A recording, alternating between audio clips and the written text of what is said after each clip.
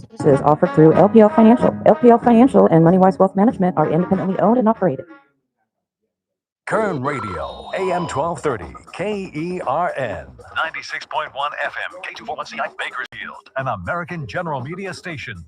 Agnew in Washington. The U.S. military hitting various targets in Iran for a 13th night in a row last night. More details from correspondent Laura Winters. President Trump appears to be losing patience with Iranian leaders who refuse to make a deal. The U.S. military taking out targets in Iran, including military command centers and drone storage facilities, for a 13th night in a row. The president telling Axios he's considering a massive attack on Iran, bigger than ever before, and that he is close to a decision. The number of measles cases in this country has surpassed the record-breaking tally for all of 2025, with 5 more months still to go. The U.S. Centers for Disease Control and Prevention logged 2,318 cases of measles as of Thursday.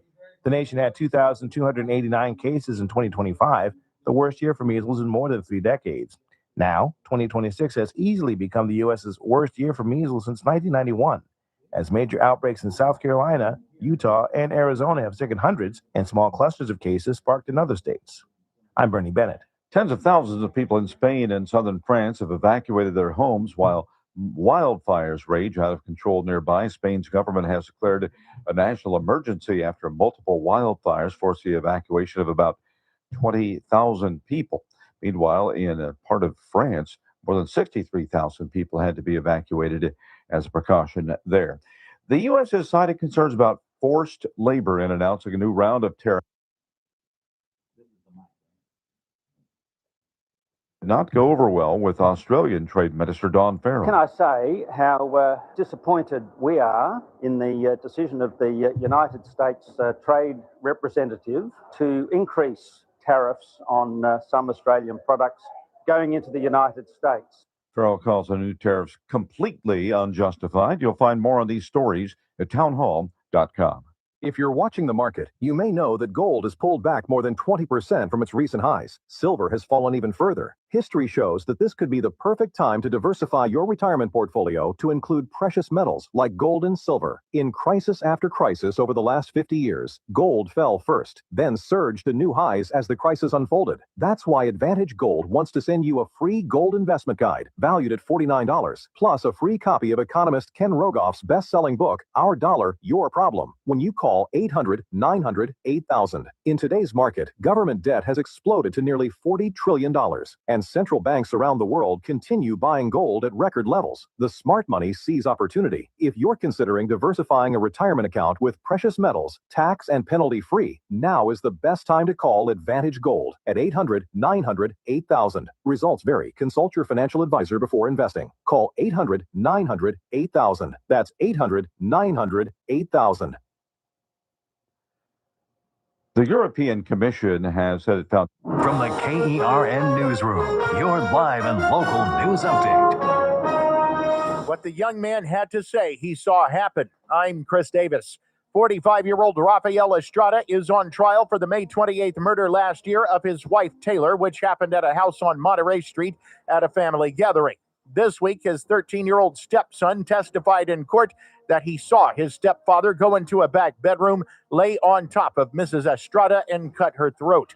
The defense in the case is saying they believe if he is convicted, it should be for second-degree murder and not first, because the crime, they say, was not premeditated. Tuesday is the day that the Kern County Board of Supervisors will get to hear a presentation from the firm they hired after last year's death of 8-year-old Genesis Mata to look into whether there were any flaws in Kern County's child protective system that led to her death. KGET reports that the report from Social Policy Institute with San Diego State says that Kern County's system is where it is supposed to be, and there were no systemic failures. Life in Southwest Bakersfield changed for the chaotic Thursday morning when a crew installing fiber optic cable to support the data needs of the area nicked a gas main that supplies the gas needs of the area and forced the shutdown of the Town and Country Shopping Center, which supplies many needs of the area. That is on Coffee Road, north of Stockdale Highway. Everything is now fixed and stores are back open. Gas in California is now at $5.58 per gallon and has been inching up all week. The national average is now at $4.09, which is up about a dime since this time last week. That is thanks to oil prices being substantially back above $90 a barrel. The least expensive around here is $4.55 at stations in Kernville and Wofford Heights. I'm Chris Davis in the KERN newsroom with news every half hour and when it breaks on News Talk 96.1 and AM 1230 KERN. Please. Flores, time is up. Thank you very much. I had 3 more seconds and I had the whole thing. I was supposed to have 3 minutes. Sir, thank you. Thank you very much. Next speaker, please.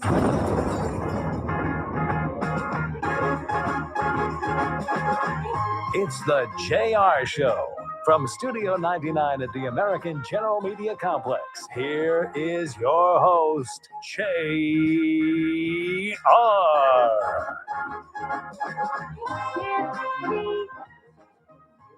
For JR Flores, as he's out this week, I know the promo makes it sound really good that he's about to be heard. He's about to tell you what you've been listening for.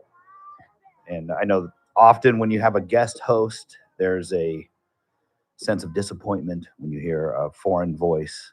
But I will try to fill these shoes, and I will try to fill these 2 hours with ideas of substance. So bear with me. We're going to talk today, if you haven't heard enough about it already, about the proposal or the suggestion that Bakersfield should become a sanctuary city. What does that mean? What does it mean to be a sanctuary city? I think by the time we're done here, you should have a pretty good idea about what it means to be a sanctuary city, what Bakersfield can and can't do, what a state like California can and can't do, what's already been done. And what I hope to do, my objective today, is to explain enough things that you may not be aware of, that when this debate comes up again, or if you're inclined to go speak to the city council when they take up the matter, I would like you to be equipped to address these topics from a position of substance and principle, as opposed to arguing past the other side. So often in our politics, we don't agree on the questions that we're debating. We don't agree on, and when I say that, obviously we're debating something because we disagree, but we may disagree on an objective and we may disagree on a definition. And if we don't resolve those things, what are we even arguing about? This is why in my profession, I'm a criminal defense lawyer, when we go to a jury to decide whether someone's guilty of a crime or not, we give them at the outset of the deliberation process a jury instruction, which is an explanation that defines the crime that's been charged so that the jury knows exactly what it is they're supposed to be considering, what facts need to be proved in order to find the defendant guilty, or if we have a doubt about one of them, we find the defendant not guilty. But they have a common set of definitions, and if they get into deliberations and they're starting to argue about irrelevant things, a member of that jury can point to the instructions and say, no. We're not supposed to answer the question about whether we think the guy's scary looking. We're supposed to answer the question about whether these things were proved beyond a reasonable doubt. Or we're not supposed to answer the question about whether we feel sorry for him or not. We're supposed to answer whether these facts have been proved beyond a reasonable doubt. They have the guide. They have the jury instructions. In politics, we don't get jury instructions. We don't get definitions. Most of the time, when you hear someone arguing about some public policy debate, unless you really look under the hood, the debates are based on emotional appeals, and often appeals based on undefined terms. I'll give you a couple of examples. Is rent control. Now that sounds like a really boring topic. What does it mean to have rent control?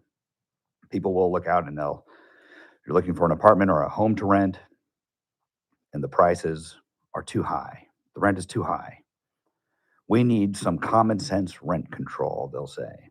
Well, what do they actually mean by that? Do they mean they want a law that says rent has to be a certain amount? They're going to fix prices? Or are they trying to say we want to have a set of rules that govern when and how much the rent can be increased?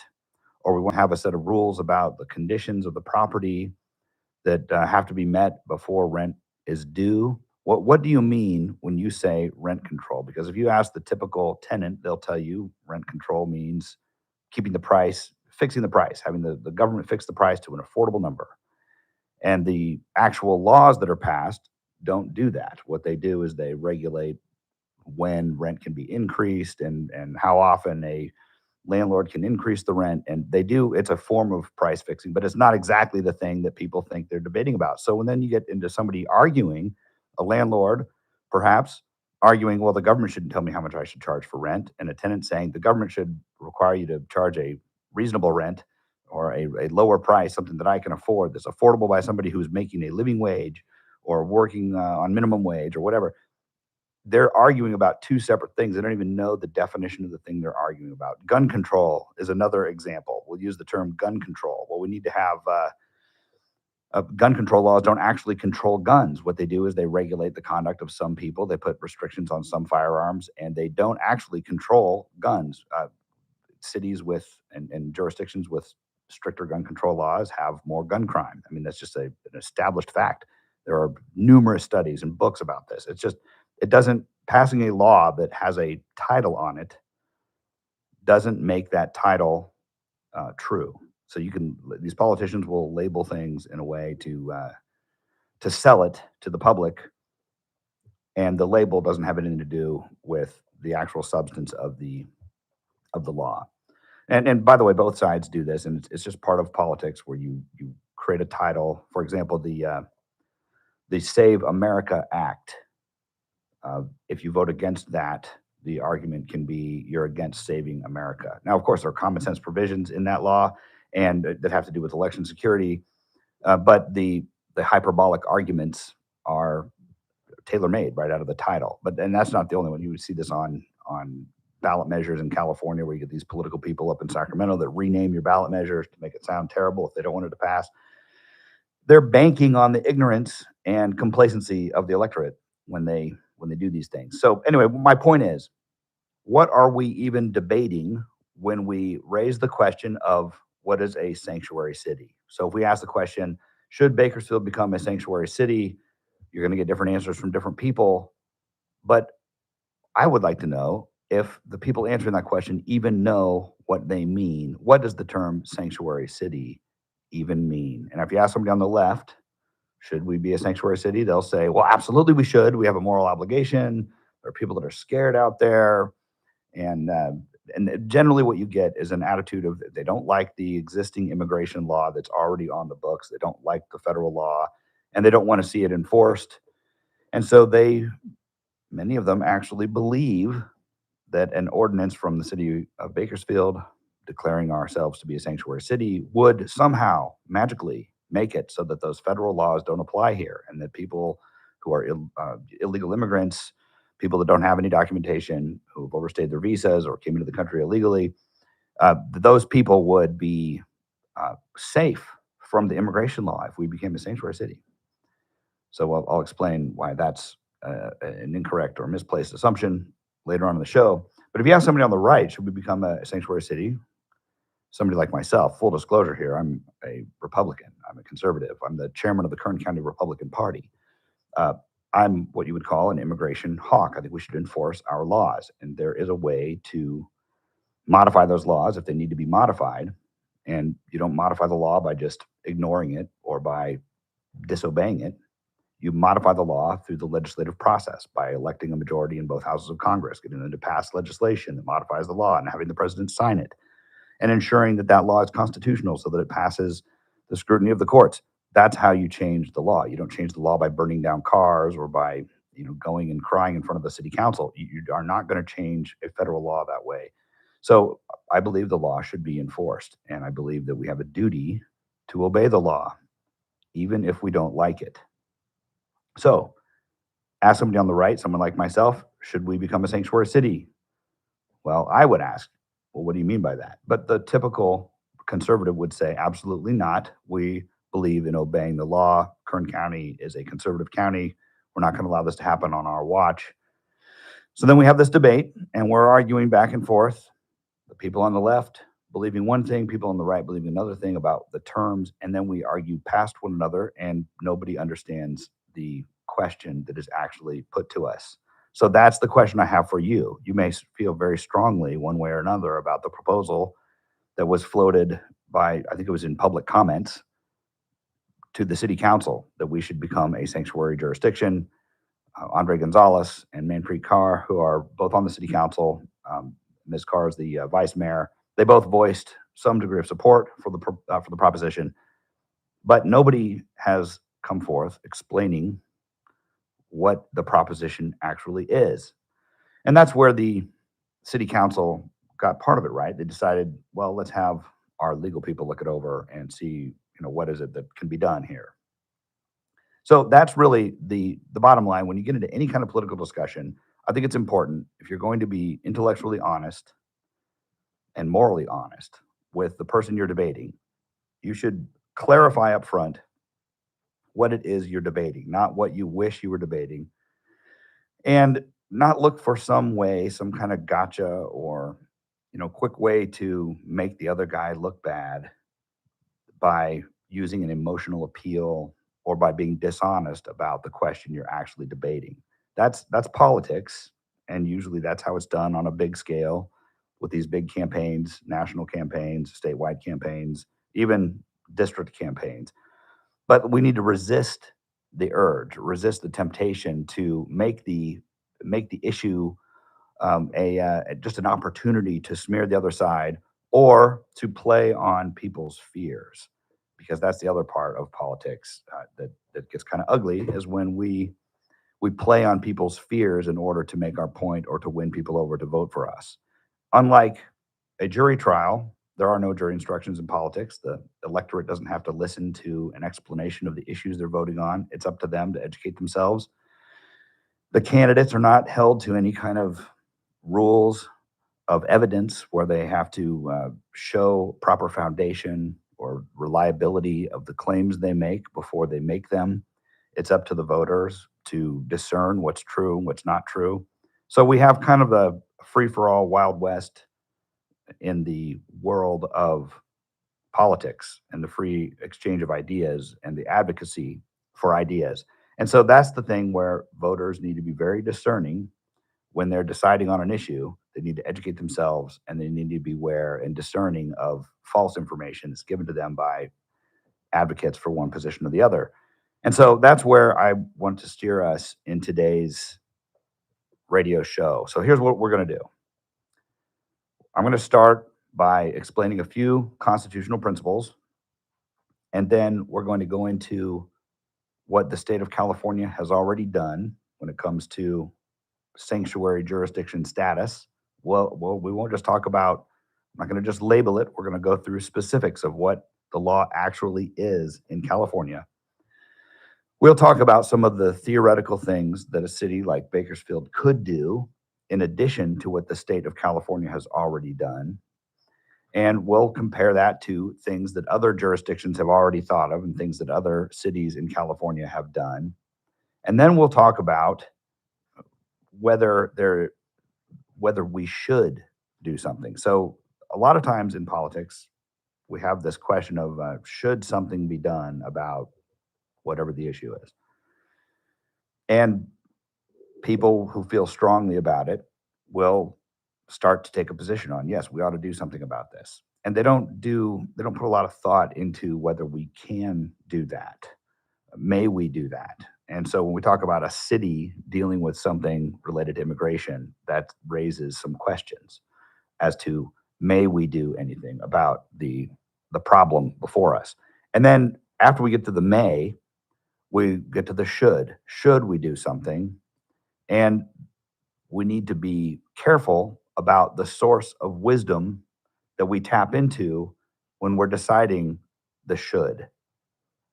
The political incentives in this country are, the should is guided by what will get votes and what will get me reelected to the office, or in some cases, what will help me get elected to the next office that I will seek after the one I'm currently in. And the should we is not guided by more principled or evidence-based or evidence-guided wisdom. It's guided more by politics than by prudence. So those are the three problems: the may we, and then should we do it politically? Should we do it based on our principles?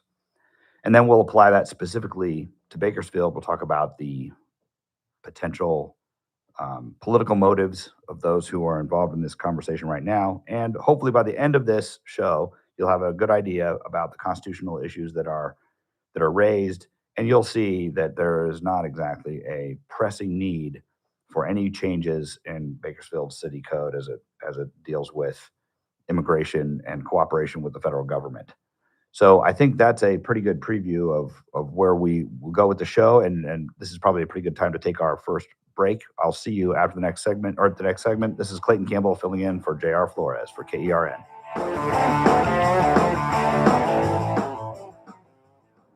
Kern Radio, News Talk 96.1 and AM 1230, KERN. First Look with Scott Cox, mornings 6 to 9 a.m. On the Monday edition of the First Look program, well, we'll get you the latest on oil prices based on our little adventure over there in Iran. We got that. We got the hot list. We got America's Job Center. We got a lot to do, plus state-of-the-art news, traffic, and weather. It's all happening 6 to 9 a.m. right here in News Talk 96.1 and AM 1230 KERN. News Talk 96.1 and AM 1230 KERN. I move mountains for a living. Literally. That means I don't carry hand lotion, and when it comes to serious heartburn, I don't mess around with anything but Rolaids Max Strength. Its dual-active formula has 1,500 milligrams of calcium carbonate and magnesium hydroxide that relieves heartburn fast. And the best part? The roll fits right here in my pocket, so I can get back to moving mountains. Rolaids spells powerful relief. 1,500 milligrams is our highest amount of antacid per tablet. Read each label. Use as directed. Keep out of reach of children. Hoi! Hey, you okay? You don't normally miss those shots. Oh, I just haven't been as regular lately, and it's making me feel sluggish. You should try Metamucil. It's been a game changer for me. Metamucil's plant-based psyllium fiber helps trap and remove the waste that weighs you down. Ace, you're moving better than you were last week. Definitely. Metamucil keeps you moving. These statements have not been evaluated by the Food and Drug Administration. This product is not intended to diagnose, treat, cure, or prevent any disease. Learn more at metamucil.com. Look, folks, you already know that your garage door is a very important part of your home, from the overall look of the place to the safety and security it provides. So obviously, you should only trust the service, repair, and maintenance of your garage door to the pros at King Door Company. Their skill and product knowledge are unmatched in the industry, and that's no accident. The techs at King Door are rigorously trained at the King Door Academy. That's right, King Door has an in-house training facility to make sure your job is done right on the first try. They're trained in all the latest equipment, tools, and techniques. They even learn how to listen to customer concerns through role-playing exercises. And you'll see how well all this training works when they show up right on time in fully stocked service trucks with all the parts and equipment to service or repair any garage door. Like I said, your garage door is a very important part of your home, so leave it to the pros at King Door Company. Schedule your appointment today at kingdoor.com. King Door Company, the company with the pride of 842-5376. Feast on your home for 3 to 4 years before you see any damage? They can literally eat a bedroom wall in less than 2 years, causing major structural damage to your biggest investment. Don't wait for the evidence to appear. Ryan's Termite is running an early bird special. If you know or even suspect that you have termites, get on Ryan's schedule now for an additional 10% off our already lowest price. All work is guaranteed. There's no money down and no contracts. Plus, in most cases, you won't even have to move or tent your house. Protect your home and save. Call Ryan's today. That's Ryan'sTermiteControl.com. Hey, folks, Scott Cox here, host of the First Look with Scott Cox program, heard right here on KERN 6 to 9 every morning. You're listening to the JR Show. Join me tomorrow morning, 6 to 9, right here on KERN.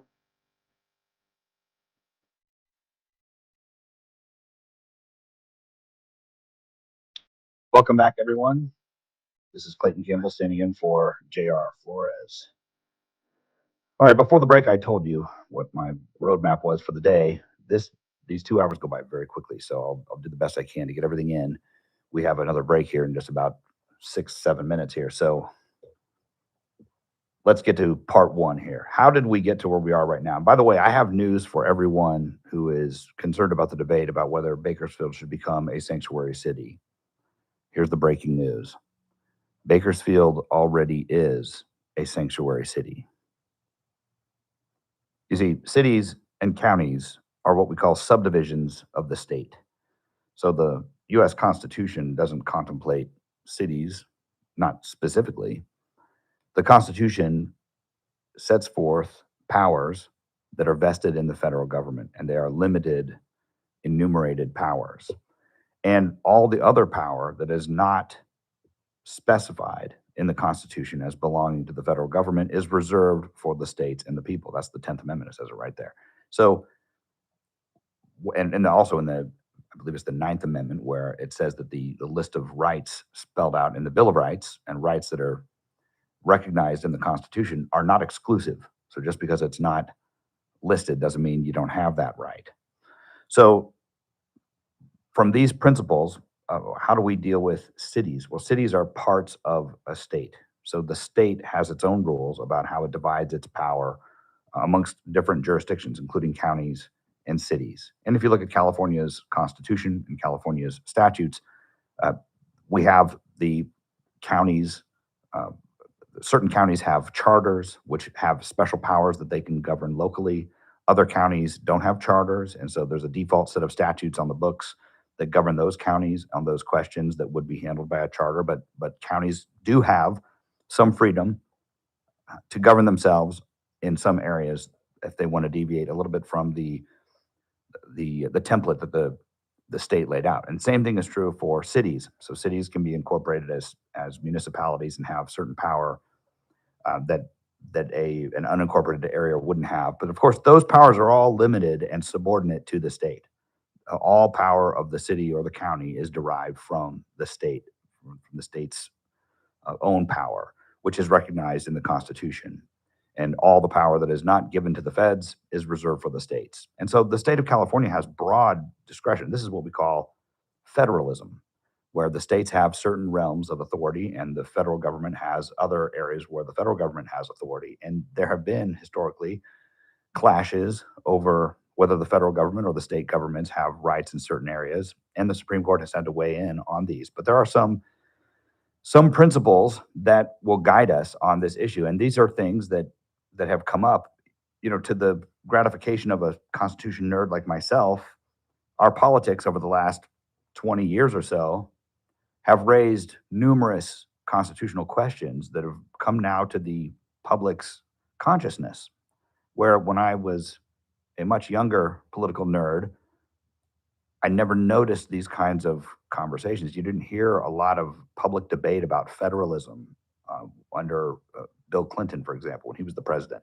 And there are just a lot of issues that have come up through the Obama administration, Trump's 2 terms, and the Biden administration that have raised a lot of questions that have brought some of this discussion of what should be basic civics that everybody should already know into the public conversation. So I'm very grateful for that, even though I don't particularly enjoy the apparent division that we have in the country. I think everybody should be united behind the constitutional system that we have, which, by the way, includes mechanisms for changing it. You don't have to change the Constitution by having some kind of a violent riot or a revolution. You can change the Constitution. It's right there in the Constitution how to do it. It's been done many times, 27 times, I believe it is. So we can change the Constitution. It's right there. The instructions are right there. So if you don't like it, there's a way to change it, and that's one of the beauties of our system. All right, so let's talk about what it means to be a sanctuary jurisdiction, or why I say that Bakersfield already is a sanctuary city. Okay, California passed a series of laws. Let's go back to 2013. They passed a law called the Trust Act, and that basically the Trust Act said that local jails cannot continue holding someone past their release date just because ICE asked them to. And what that means is, ICE would put a hold on somebody. So if ICE identifies somebody as someone subject to removal from the United States, ICE could put a hold on that person in the federal law enforcement database where warrants are found. So for example, you're in jail and you're serving a jail sentence, and your release date is about to come up. Before they let you go, they run your name through a computer to make sure that, say another county doesn't have a warrant for you. And I've seen this many times where I've had a client who's in jail. He wants to get out, but he can't get out because, let's say, Los Angeles County has a warrant for him. So what happens is at the end or maybe another state has a warrant for him. So the sheriff sees that before they let him out of the jail. They look his name up, and then they send a notification to the jurisdiction that's claiming the guy, and then they have a certain amount of time to come pick him up and take him. That's called extradition. So there used to be a system where the feds would have the ICE holds. Oh, looks like we're running out of time here. I'll have to get back to this I've got a few seconds left, but the feds would put a hold so that before the sheriff released somebody, if they were subject to removal in an immigration proceeding, the federal government would be able to come and claim them, and then they would hold them for a period of time. So the Trust Act prohibited county jails and state prisons from holding somebody past their release date for one of those ICE holds. All right, we'll come back to this after the break. Clayton Campbell filling in for J.R. Flores.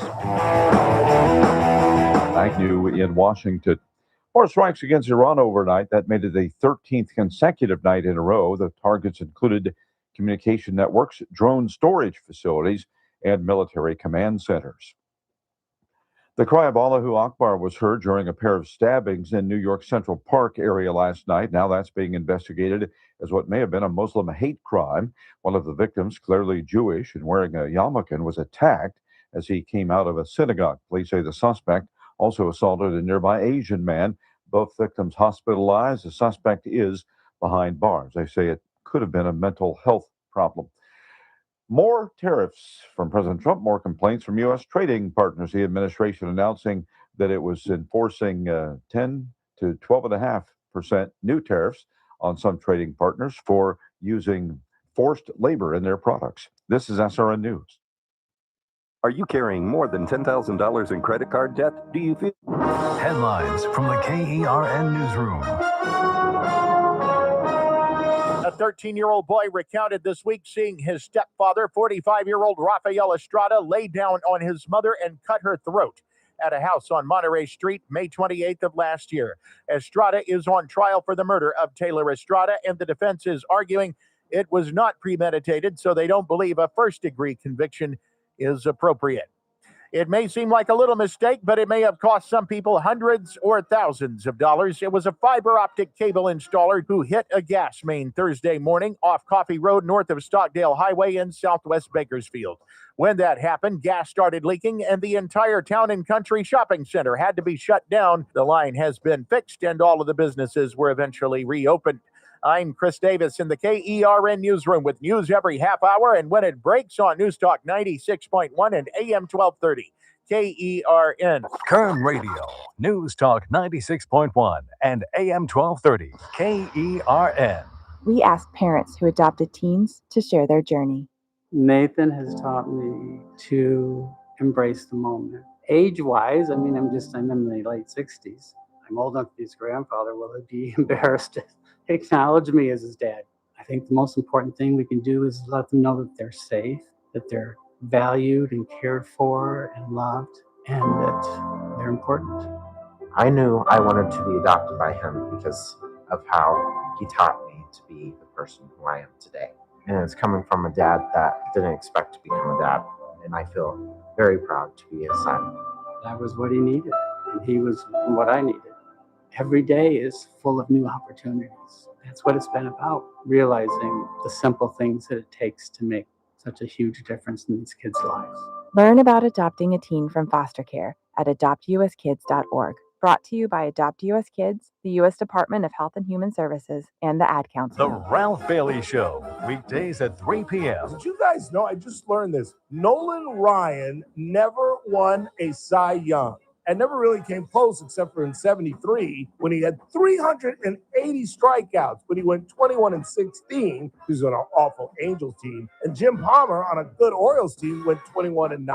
That is a travesty. The Ralph Bailey Show, News Talk 96.1 and AM 1230, KERN. It's that man again, Ralph Bailey. You're listening to the JR Show on News Talk 96.1 and AM 1230, KERN. Keep it locked. TRBS coming up at 3. Welcome back, radio friends. This is Clayton Campbell standing in for J.R. Flores on the J.R. Flores Show. If you want to join us, if you want to call in and comment or argue with me about terms we haven't yet defined, you can call us at 661-842-5376. All right, so when we left off before the break, I was talking about what makes California a sanctuary state, and we discussed the first law, which was the 2013 Trust Act. And in a nutshell, that basically says local jails can't hold people past their release date, and just because ICE asked them to. And what I mean by that is because ICE put an immigration hold on the person's release.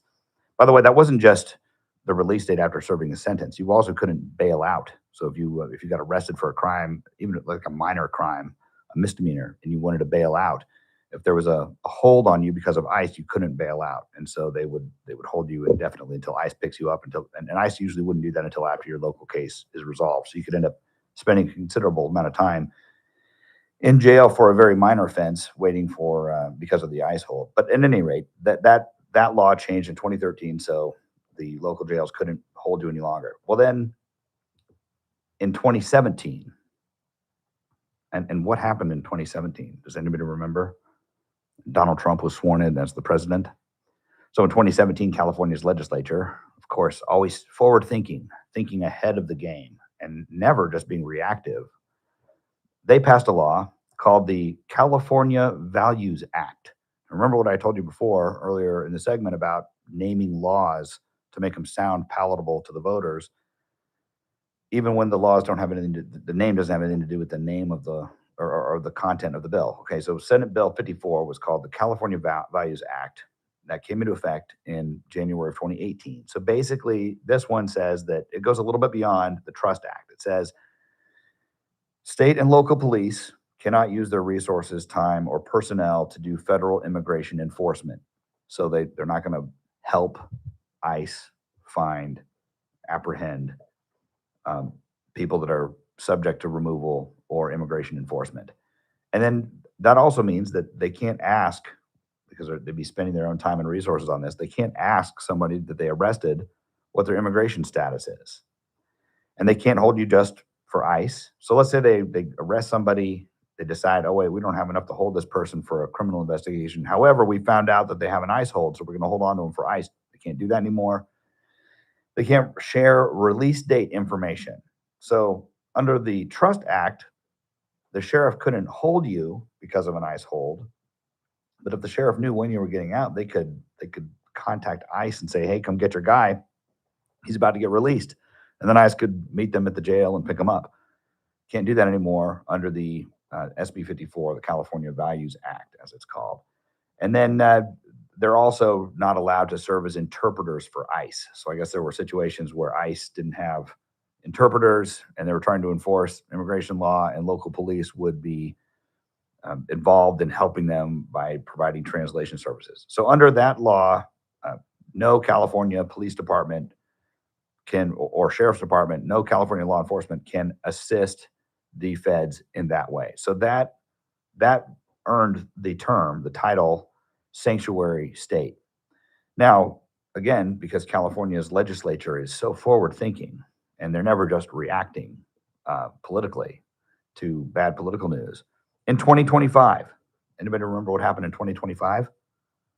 Donald Trump was sworn in again as president. And so California's legislature, in outrage that we would send the bad orange man back to Washington again, passed another law. And this law says that ICE can't go to workplaces, schools, or hospitals without a warrant to get private information from employers, hospitals, or schools, or that would include private schools. So non-government information is now something that ICE can't get without a warrant under that law. Okay, so those things combined are basically the bottom line of what makes California a so-called sanctuary state. Now, Bakersfield, as a subdivision of California, is subject to all of those rules. So our police department cannot translate for ICE. They can't tip ICE off as to when somebody's going to be released from jail. They can't hold somebody for ICE. They can't ask people about their immigration status. They already are prohibited from doing all of those things. So if you actually think California can stop the feds from enforcing immigration law, you're wrong. California does not have the power to do that. Let's talk about some constitutional principles. First one, well, let me back up. California can't be forced to help. Okay, there's a constitutional principle based in the 10th Amendment that is called commandeering. Okay, the feds can't come down and say, well, you're a cop, you have to help me with this, and then force a local police agency to involve themselves in federal law enforcement. Now, for those of you who don't know, and everybody should know this because this should be taught in school, I don't know how much of it is, but the federal government makes federal laws. So the United States government will not charge you with shoplifting at Vaughn's or a DUI on Ming Avenue because they don't have jurisdiction over those types of things. The federal government will prosecute you for DUI if you are, like on a national park or federal property of some kind. But they're not going to handle just a run-of-the-mill crime if it's not in a federal jurisdiction. There's no federal law against shoplifting, except on like federal properties. If you go into the gift shop at Sequoia National Park and you try to steal something, then they'll charge you. But there's a federal law specifically that has to do with federal crimes, and they will not get involved in state crimes. Similarly, the state police or the local sheriff, the Bakersfield Police Department, and any city cop is not going to enforce some kind of a federal law. Now, there are a lot of overlaps where federal law might prohibit, for example, a felon from having a firearm. Well, state law also prohibits that. Possession of drugs, sale of drugs, transportation of drugs. There are a lot of crimes where there's a federal crime and a state crime committed at the same time. And then the jurisdictions kind of cooperate as to whether which jurisdiction is going to enforce it. So, for example, let's say there's a drug seizure and it's 25 pounds of methamphetamine or something. The federal government will probably not spend its resources prosecuting just 25 pounds of methamphetamine, although that's an extraordinary amount of methamphetamine.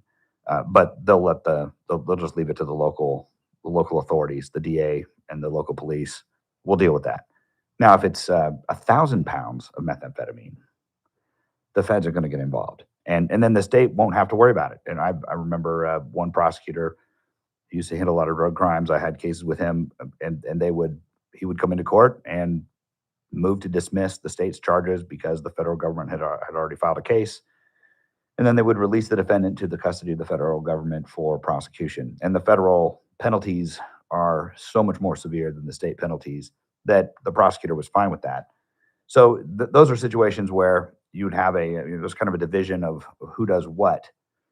But the federal government cannot force the state and local authorities to help enforce federal law. That is just that's just federalism. They can't co-opt or coerce or commandeer the local authorities to turn them into federal deputies.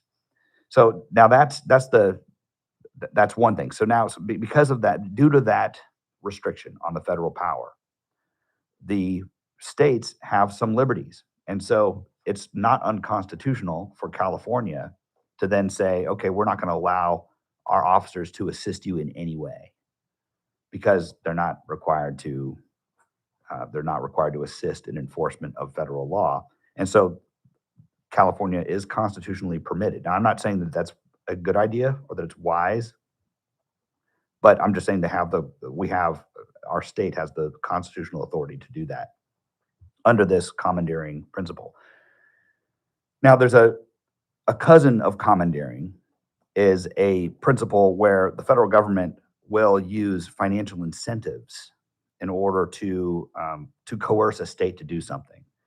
So, for example, there was a case when Elizabeth Dole, I believe, was the Secretary of Transportation, and the federal government wanted to lower the blood alcohol level for DUIs to 0.08 in every state. It wasn't always that way. We all know it to be 0.08, but it wasn't always that way in every state. And so the federal government wanted to make this uniform. And so they put conditions on grants for federal highway dollars that were going to states. Funds that have been appropriated by Congress were made conditional on the states recognizing or amending their laws to make 0.08 the legal limit for blood alcohol. So what happened was one of the states challenged this, said, hey, you can't coerce us this way. And the Supreme Court said, well, yeah, you don't have to do it. You don't have to change the law. You're not being coerced. You're not being forced legally. But if you want the highway dollars, you have to meet the conditions for the highway dollars. So the federal government has an enormous amount of power over states because so much of our money gets taken by Washington and then, after being wasted on a variety of other things, trickles down to the states in the form of grants. And so we have the federal government has an enormous amount of power over the states to force the states to do what they want. So, but that's different than commandeering. So they're allowed to coerce with they call it inducement. They can make a financial inducement to encourage policy behaviors that they want from the states, but they can't legally force them to do it. So that's the concept of commandeering. But federalism is where we have this division of power jurisdictions in between the federal government and the state governments. The Constitution did create a national government. It didn't create, it's not a treaty between 50 sovereign states that are independent countries. No, it's a federal government. It's a whole new country. And the way that power is divided, however, is that part of the power in this new country is reserved for the states themselves.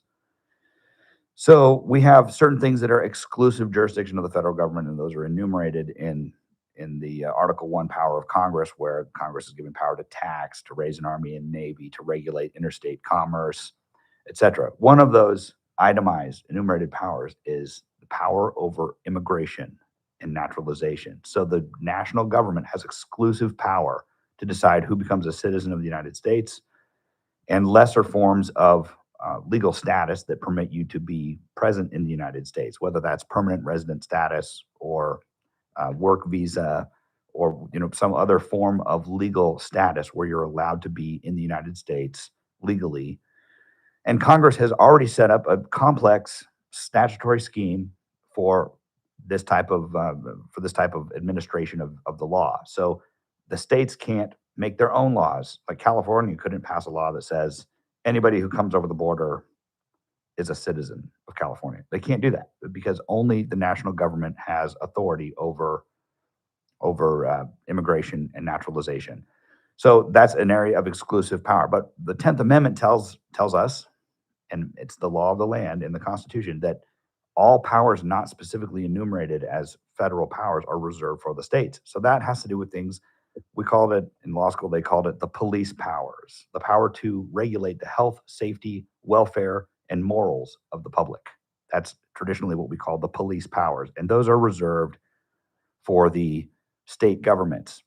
And so California cannot violate federal law, but it cannot be forced, and it cannot be forced to enforce federal law, but it has the power under our federal principles to limit what it does when it comes to voluntarily helping the federal government. So the city of Bakersfield, for example, the police department can't be forced by the feds to become deputized ICE agents. But until California passed its California Values Act, the Bakersfield police would have been prohibited or would have been free to cooperate with ICE. Does that make sense? So previously, different agencies would be free to cooperate with the federal government, could not be forced to by the federal government, but under California's statewide law that is binding on the city of Bakersfield, our police can no longer assist the federal government in the ways that are listed in the law. So these are some constitutional principles that have to do with federalism, separation of powers, supremacy of the federal government, exclusivity of certain spheres of authority and power, and then prohibitions against commandeering. And so we have this like separation of powers issue. California is permitted to call itself a sanctuary jurisdiction in the limited ways that they've already done. And so we're going to have to take a break here, but when we get back, we will discuss what have other cities in California done? What have they done to go beyond what the state of California already put in place with these laws we've discussed? So we'll talk about that after the break. This is Clayton Campbell filling in for J.R. Flores on KERN.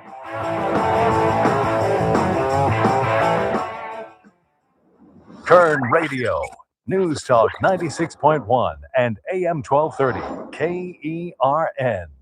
First Look with Scott Cox, mornings 6 to 9 a.m. Because I think I might finally be growing up a little bit. There's not a lot of things from your childhood that you will see that just snap you back to a better time just instantly and fill your heart with glee. A perfectly restored, 100 points out of 100, restored Honda Trail 90.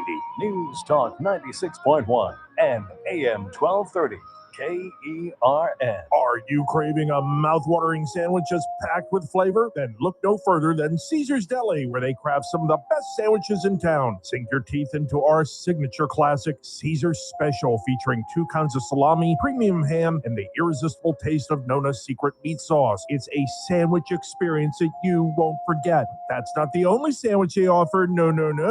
Satisfy your cravings with a savory smoked turkey sandwich, or indulge yourself with the loaded pastrami. Or for the adventurous eater, they offer pickled tongue. And here's the best part. Caesar's Deli has incredible lunch specials that are designed to fill you up without emptying your wallet. Plus, did you know that Caesar's Deli has a full-service deli offering a variety of over 60 meats and cheeses? It's a sandwich lover's paradise, and that's why Caesar's Deli has been a local favorite and proudly serving Bakersfield since 1971. Visit Caesar's Deli today and taste the difference for yourself. Located at the corner of Brimhall and Callaway, behind the beautiful water fountain. We wouldn't be celebrating America 250 if it wasn't for a strong foundation set by the framers. Hamilton built America's financial foundation on sound money, later embodied by the gold standard. But we abandoned that discipline in 1971 and have seen inflation erode the dollar's value. What's the foundation of your savings?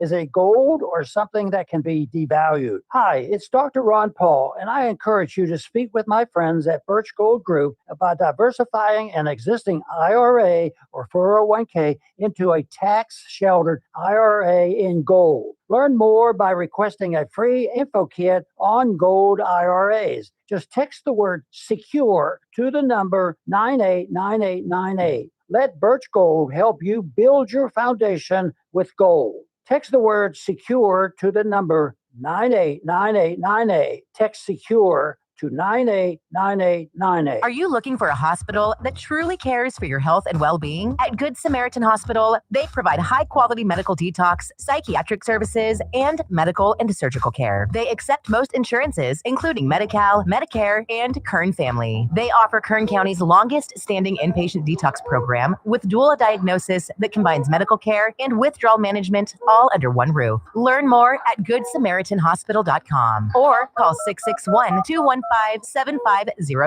Good Samaritan Hospital. They care for their community. Hey folks, Scott Cox here, host of the First Look with Scott Cox program, heard right here on KERN 6 to 9 every morning. You're listening to the JR Show. Join me tomorrow morning, 6 to 9, right here on KERN. Welcome back, radio friends. This is Clayton Campbell. I'm filling in for J.R. Flores on the J.R. Flores Show. Our number here is 842-5376 if you want to call in and comment or argue with me. All right, when we went to the break, I was talking about some constitutional principles. Now I realize this show is supposed to be kind of fun. And so I apologize for that. We're getting into some kind of complicated stuff here, and some of it may be obvious to you already, so I don't want to presume that you're not aware of these principles. But I don't think everybody who's involved in this debate over the sanctuary city status of Bakersfield is aware of what exactly they're arguing about. And so what I'm trying to lay out for you are the legal principles that are the foundation for what California has already done and why California has only done what it's done. I think if they had their way in Sacramento, they would actively prohibit or prevent the federal government from enforcing immigration law. We've actually seen some laws like this where you'll see a headline where some city somewhere passed a law saying that ICE agents aren't allowed to wear masks. And it's just absurd. So you have people that are worried about this for the from the pro-immigration enforcement side who say, well, wait a minute here, that's a terrible law because now these ICE agents are going to be doxxed and their faces are going to be visible and we got to do something about this. And then you have people on the other side who say, well, it's about time, we need to be able to see them, but they're missing the point.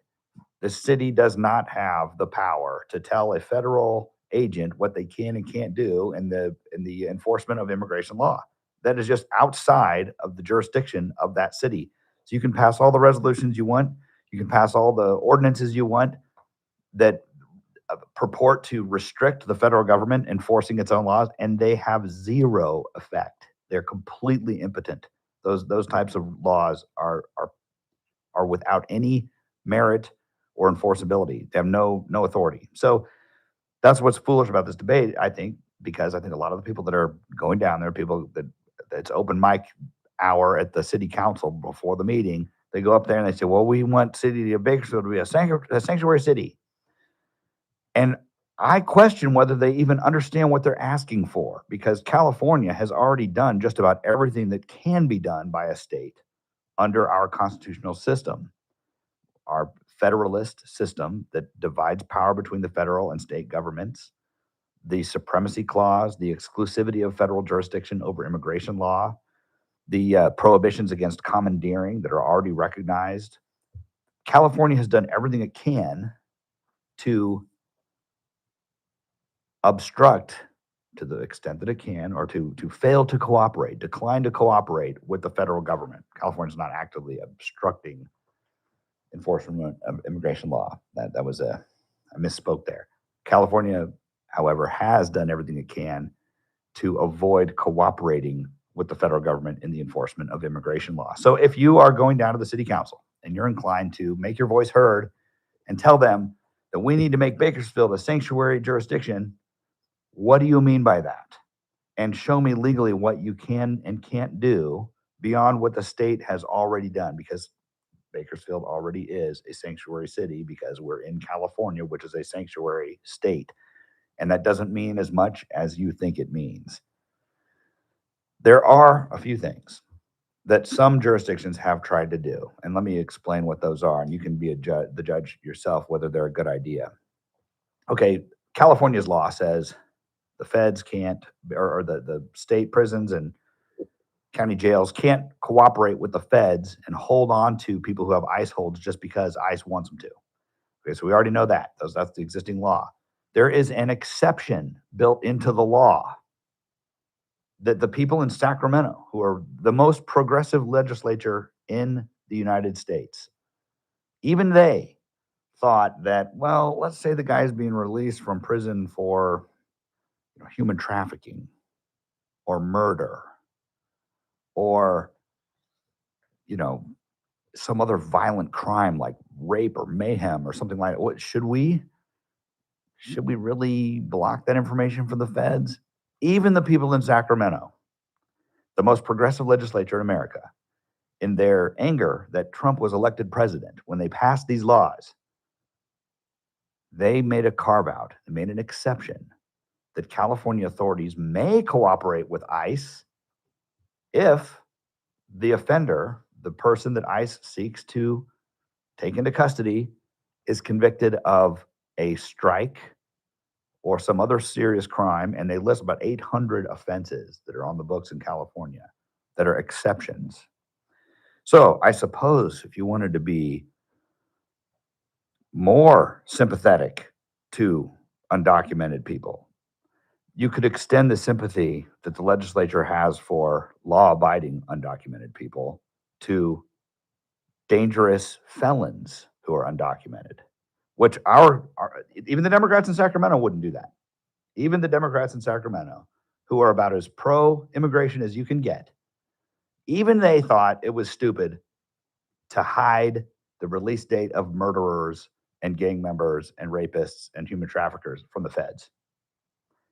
Now, some jurisdictions in California, municipalities, are outraged by that. How dare they? And they have added to their own city ordinances and county ordinances. I believe it was San Diego County, but I don't want to say for sure.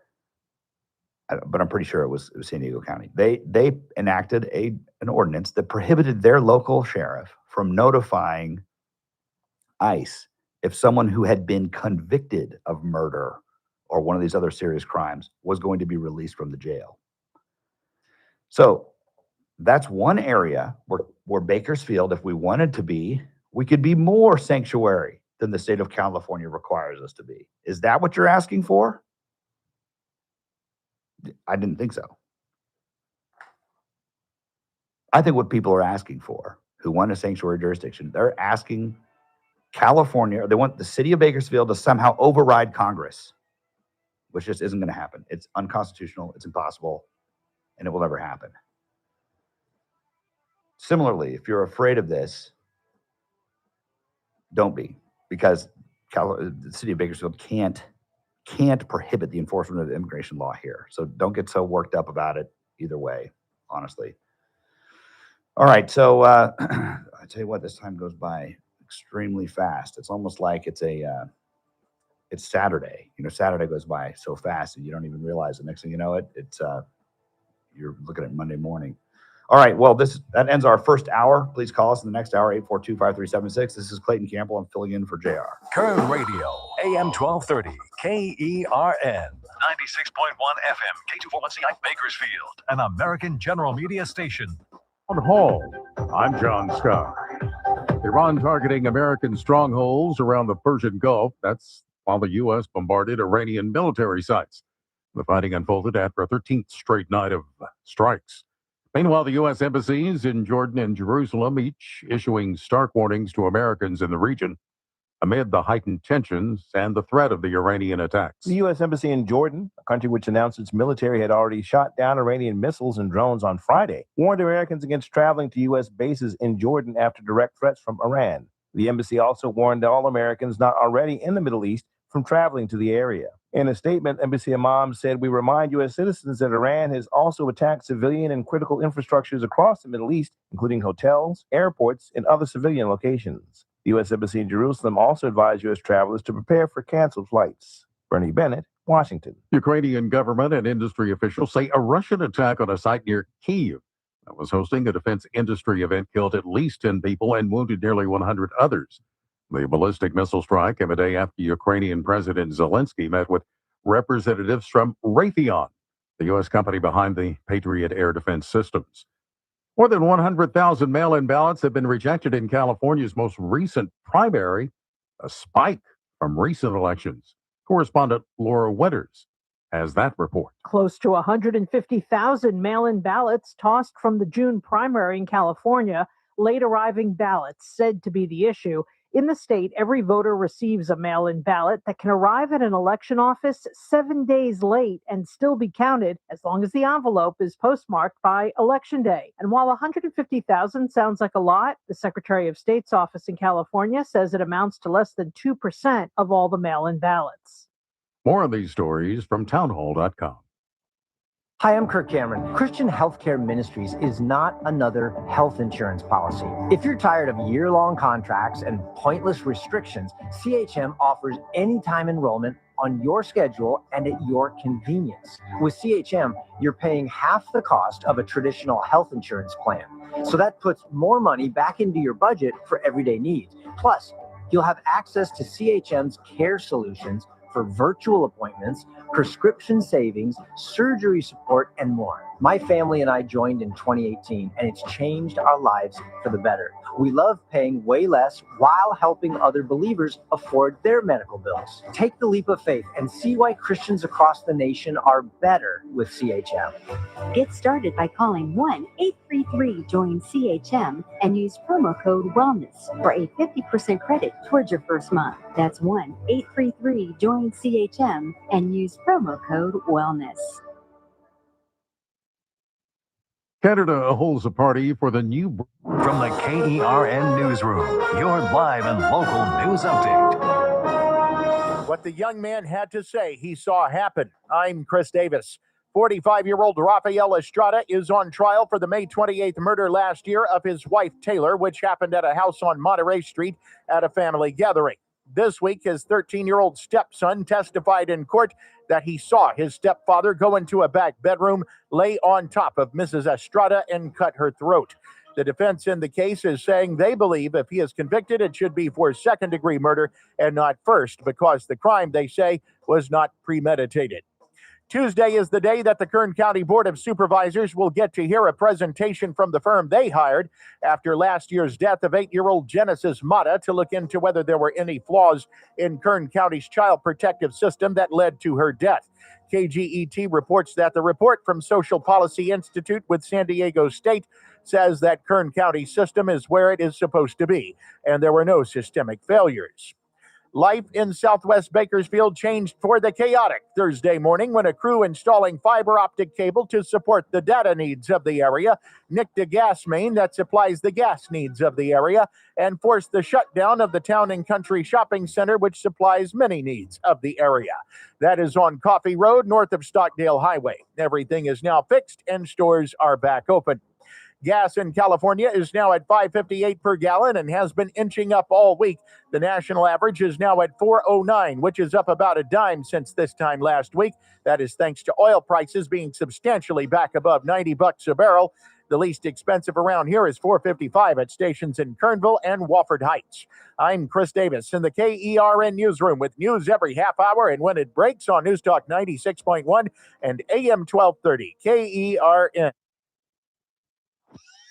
Please. Mr. Flores, turn this up. Thank you very much. I had 3 more seconds and I had the whole thing.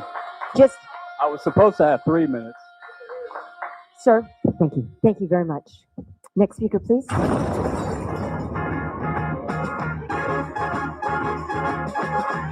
It's the JR Show from Studio 99 at the American General Media Complex. Here is your host, JR.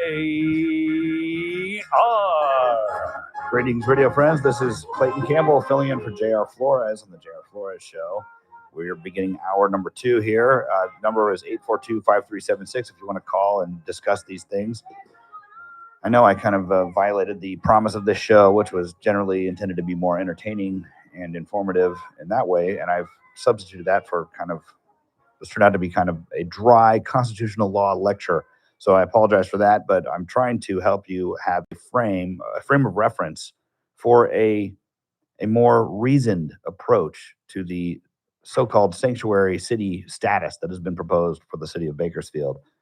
So in the first hour, we discussed kind of what is it that we're debating, and the answer to that is that we don't even know, because when this issue was proposed, no one said to the city council, I want you to do X, Y, and Z to make protections for undocumented people in the city greater than they already are. All right, nobody said that. I think that's what in their heart they meant. But of course, I'm not a mind reader. But they didn't tell us what existing law needs to be changed. What is Bakersfield supposed to do differently that will improve the condition of anyone? They didn't say. They just kind of just left it out there, assuming that we all have the same frame of reference that they have. And of course, then people who are opposed to the idea of sanctuary jurisdictions, people who believe in the rule of law, that the federal immigration laws should be enforced, are, on the flip side, annoyed by this proposition, because they may also believe that Bakersfield can somehow make it harder for illegal immigrants to be deported. So that is the main problem with this entire debate, is nobody knows exactly what we're debating. So what I've done in the first hour is I've kind of laid out for you the constitutional foundation for why a state or a city, which is a subdivision of a state, has limited authority to modify things when it comes to immigration enforcement, and that California has already acted to significantly curtail the efforts of any city or state or county official to cooperate with the federal government on immigration enforcement. So my question to the people that are proponents of changing Bakersfield's city code, what exactly are you asking for? What exactly do you want? Now, if you're listening to this show and you are in favor of making Bakersfield a sanctuary city, please call me and tell me what exactly it is you're asking for. If you listen to the first hour and you know the constitutional limitations, what would you do in addition to what the state of California has already done? What would you do? And until we have the what, it's hard to come up with the why. And it's hard to come up with the why not, because we don't actually have an agreement about what we're debating. And we won't have that agreement until somebody puts something on paper and says, this is the ordinance that I want the city to pass, whether that's a member of the council or somebody who comes to the council with a concern, or city administration acting on the council's instructions to draft up a proposal. Now, where I think this debate left off after those comments were raised is that our Vice Mayor, Ms. Carr, and Andre Gonzalez, City Council member, candidate for the State Assembly, where they both were inviting the city administration to look into what could be done. Now, what does all this mean here? We know, and look, I know Andre Gonzalez, and he's a very nice guy, but we don't agree on politically on very much. And for those reasons, I don't want him to serve in the legislature. My friend Saul Ione is running against him, Republican, conservative, very effective as the mayor of McFarland. Bakersfield could learn some things from McFarland, and I know that the city administration here would probably laugh at that suggestion. We're the big city. That's just a little town. What could we learn from them? Well, maybe you could learn some restraint on spending money. That'd be a good start. You could learn that there actually is value in vigorously enforcing law to maintain law and order. And somebody like Saul, who actually has to manage a budget, I'd love to have a guy like that in Sacramento to bring some of his experience and wisdom there, as opposed to somebody who's on the city council in Bakersfield just voting along with every spending increase and every tax increase that comes up. All right, that being said, so full disclosure, where my preferences are on that race, I'm not criticizing Andre just to be gratuitously critical. I'm just pointing out the reality that it's a political season, and he probably thinks that taking the pro-immigration side of this debate, whether it's substantive or merely, a surface level, image, is the wise thing to do politically. I really doubt that he's going to look at the state of the law and say, you know what we ought to do? We ought to have our local police shield from the feds information about murderers and rapists and human traffickers. I don't think that Andre's going to say that. So when this, because first of all, it's morally repugnant to do that, and secondly, it's politically foolish to do that, to take a more extreme position than the legislature already has. What would he be doing? He would be campaigning then that the state legislature of California is just not progressive enough, that it needs somebody even further to the left to run things. And they didn't get it right in Sacramento, so he's going to set it right in Bakersfield. Now, in this district that he's running in, I don't think that's going to be the political theory he wants to advance. He wants to be presented as a moderate Democrat. And so a moderate Democrat would say, Bakersfield, there's really nothing more we can do. The state already did everything that the state can do for the undocumented immigrant community. So, we're just happy with the status quo. That's probably what the politically savvy thing will, but he doesn't want to look like he doesn't care either. And the people who don't understand what it means need to see some zeal. They need to see that he's really on their team. And so he's going to take the approach, well, let's look into this. I'm really open to this. And then not actually do anything. So it can't be wrapped around his neck on election day. So those are that's what I think will actually happen as a result of all this. I don't think people have a lot to be scared about. You definitely don't have anything to be scared about more than the existing level of enforcement if you're undocumented. I mean, the ICE might find you and they might deport you. And, that is a problem for you. And if you're illegally in the United States, there is a consequence. There could be a consequence to that. So I would urge you to seek the assistance of an immigration lawyer and see if there's a legal way you can adjust your status so you don't have to look over your shoulder all the time. And if there isn't, well, if you're a dangerous criminal running from the law, maybe they should catch you and deport you. Now, I'm not saying everybody fits into those categories. It's a much more complicated situation than that. But what I'm saying is you should seek an immigration attorney for assistance if you are undocumented and see what you can do about adjusting your status so you don't have to worry about ICE all the time. And if you are worried all the time, you probably have a lot less to worry about in California than you do in other places, because if you have an interaction with the Bakersfield police, if you come forward to report a crime, or if you're a witness in a court case, they're not going to turn you over to the feds. They're not allowed to. And by the way, they don't want to. They want witnesses to show up at court. So they're not going to go out of their way to get you deported because you testified about something or you reported a crime that you observed.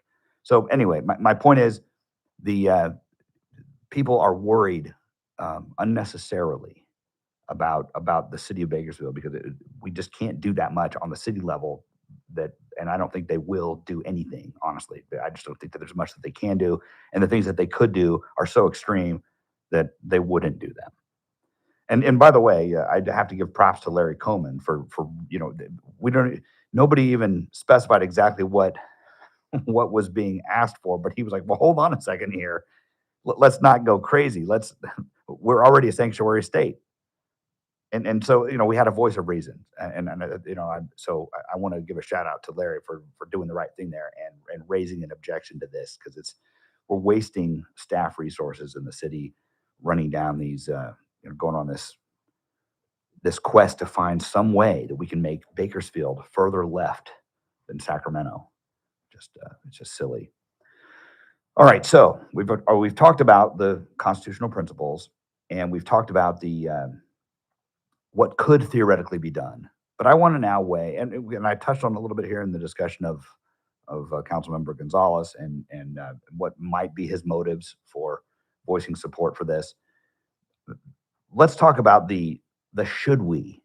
We've already talked about the may we. What may we do? We're restricted by the limits. The city of Bakersfield is restricted by the limits that are placed upon it by the constitutional structure, the exclusivity of federal jurisdiction, and the inability of the state to actually obstruct and prevent enforcement of federal law. So what can Bakersfield do? It's very limited what Bakersfield can do. But when we get to the question of what should Bakersfield do? Okay, so you answer if you clear the first hurdle, say we have the city attorney's office address this question, are we allowed to do anything?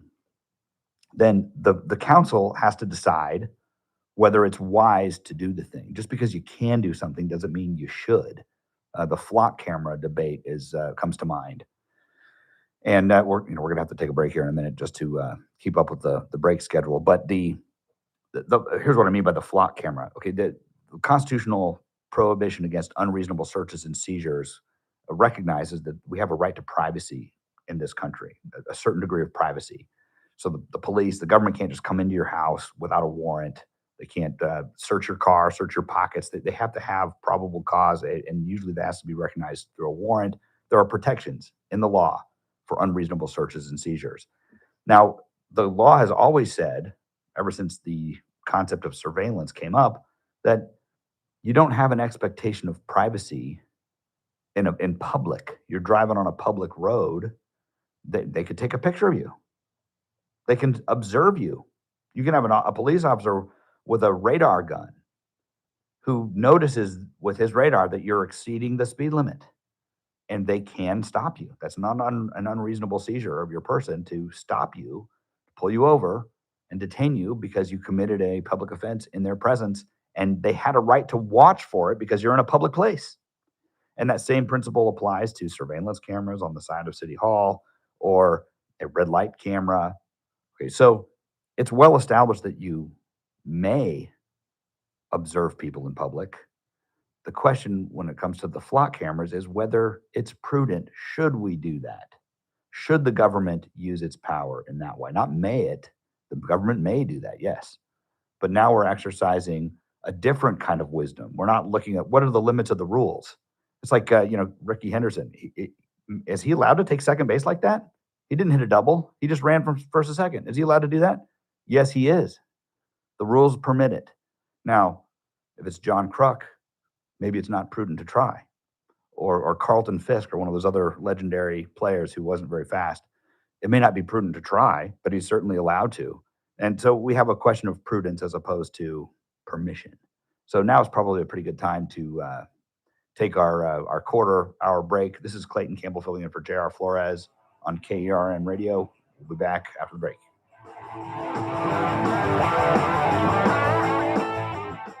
Kern Radio, News Talk 96.1 and AM 1230. KERN.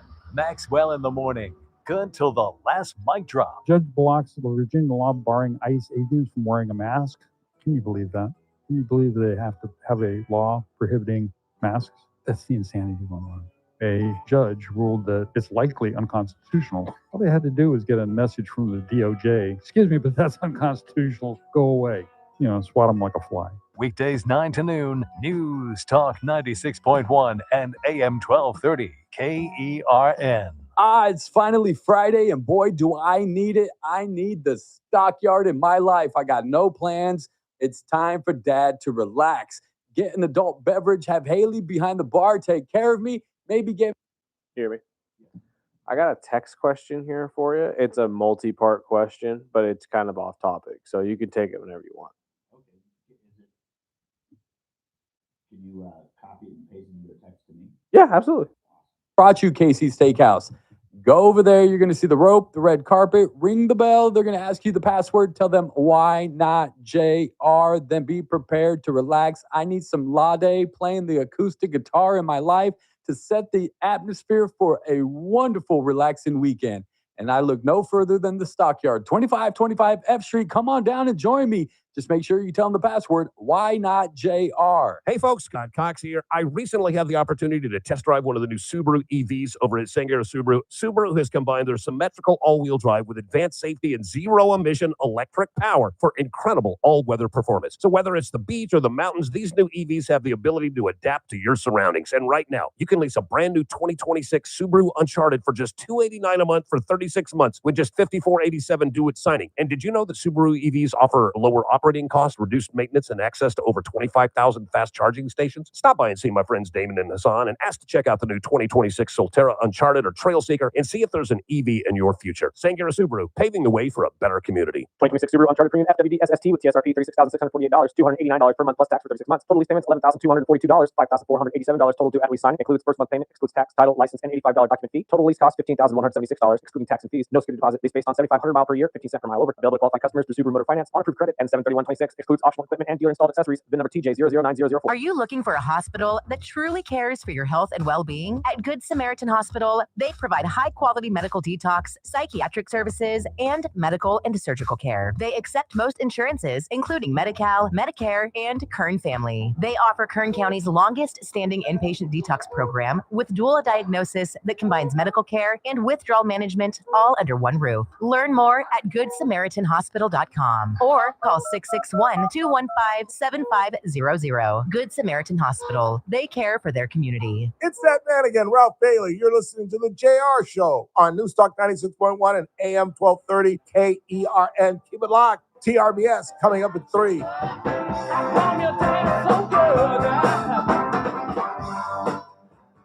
Welcome back, ladies and gentlemen. This is Clayton Campbell filling in for J.R. Flores on the J.R. Flores Show.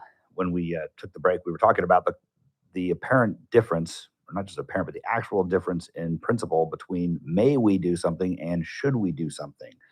So we have those two things kind of live in different rooms. So are we allowed to do something? That's within, what is within the rules, and should we do it? Then is where the rule makers, the policy makers, the legislators have to decide what is wise and what is prudent and what we ought to do, and then that should guide their policy. Now, sometimes politicians who are unfamiliar with basic civics, and sadly there are people that get elected to office who don't know the basic rules, who will decide what they should do based on some kind of passionate belief in something, and they won't even consult whether they're permitted to do that. Is it even constitutional? Are they even empowered to do anything about that? The example that comes to mind is the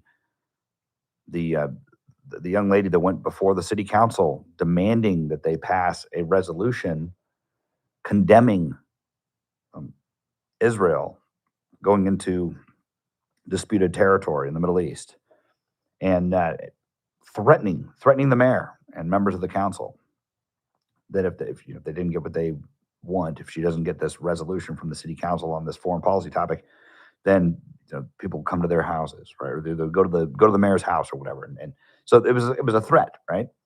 So the easy answer that I would have given this person if I were the mayor or some member of the council say, look, you could be absolutely right about what should happen in this foreign conflict.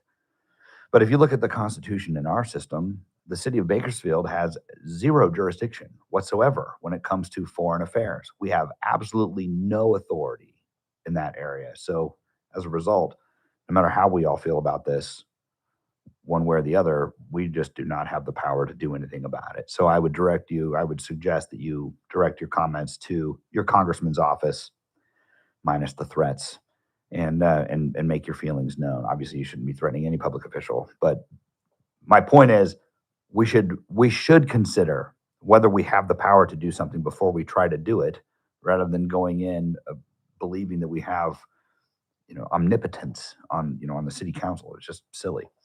All right. So once you've decided if you may do something, it is within the constitutional limits of your office, then you have to decide whether you should do something. And there are many, many different factors that come up, different considerations that public officials who are by nature political, they have to make these different, they have to consider different things. And one of those things is the politics of it. And that has to do with, is this something that the people who sent me here want me to do? Is this popular in this jurisdiction? Is this something that will get me reelected to the office if I desire to hold on to it? Or if I don't want to stay in the city council, let's say I want to run for the state assembly, will it help me in that campaign? What can I do in this job to make me look better for the voters for the job that I really want? Those are all considerations that have to be made, or that are made by people that are elected. The incentive structure in our system is that if you want the power, you have to persuade enough people to give it to you. And often that comes at the price of people will sacrifice their principles for the expedience of getting elected. And they'll do things like, one of my favorite examples of this is Richard Nixon, who very, very bright.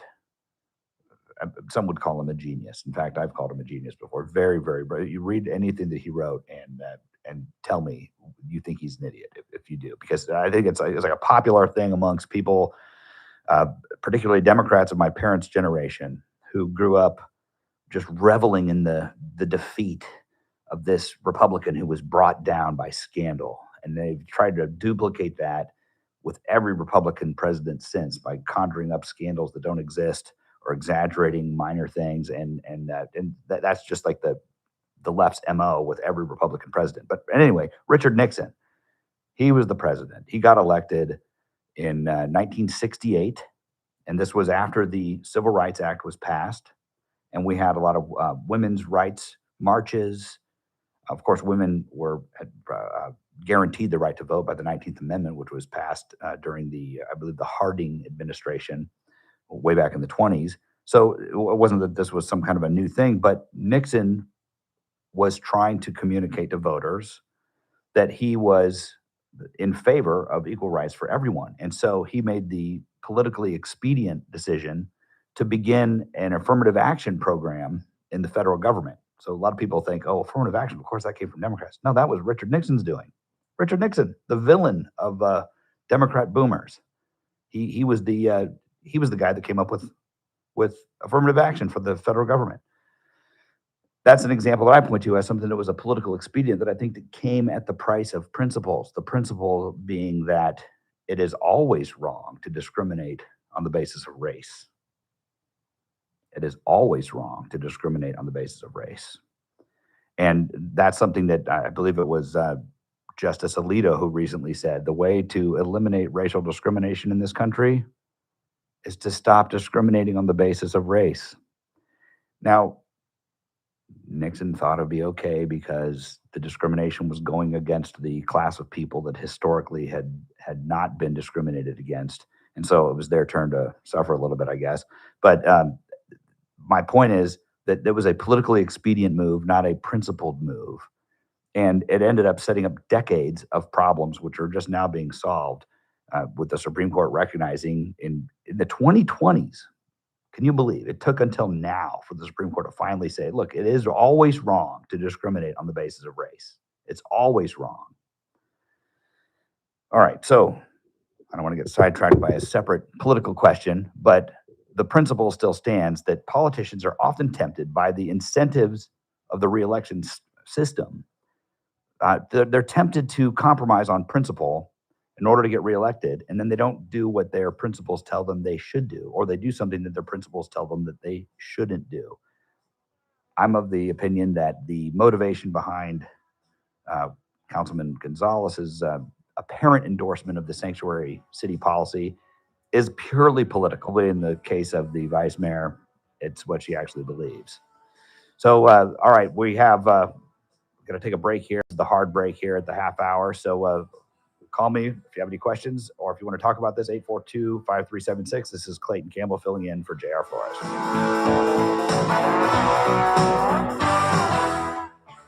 There's no let up in the Mideast.